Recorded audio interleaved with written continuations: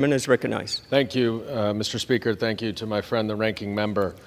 Boy, you would think this was the Congress of New York State, given how much focus my colleagues on the other side of the aisle put on New York State. But I will tell you, as a member of Congress from New York City, we're doing just fine. This bill, however, is not at all just fine. It is yet another ploy by the Republicans to score political points without actually addressing the desperately needed reforms to our immigration system.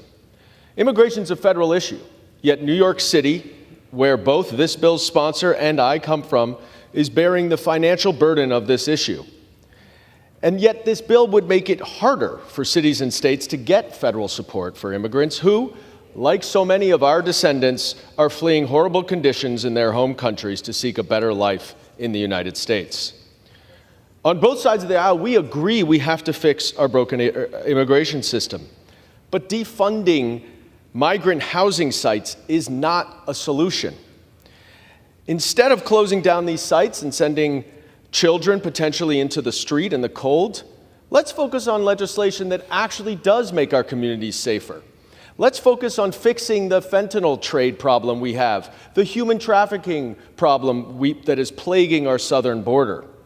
That's why, as an amendment to this bill, I proposed my Disarming Cartels Act, which would stop the flow of the more than 500,000 American-manufactured guns into the hands of the drug cartels in Mexico, who are responsible for the bulk of the crime that occurs on the southern border. Over 70% of the guns recovered from crime scenes in Mexico come from the United States. Hundreds of thousands of American-made guns are sent to Mexico every year because you cannot get a gun quickly in Mexico. But that, of course, is too much common sense. That would actually solve the problem. That doesn't score political points. If you have 30 seconds, yeah. Additional minute, please. Gentleman is recognized. That doesn't solve the problem. Or that does solve the problem. This does not solve the problem. This is just a political ploy, a messaging bill that does nothing to, quote, solve our open borders.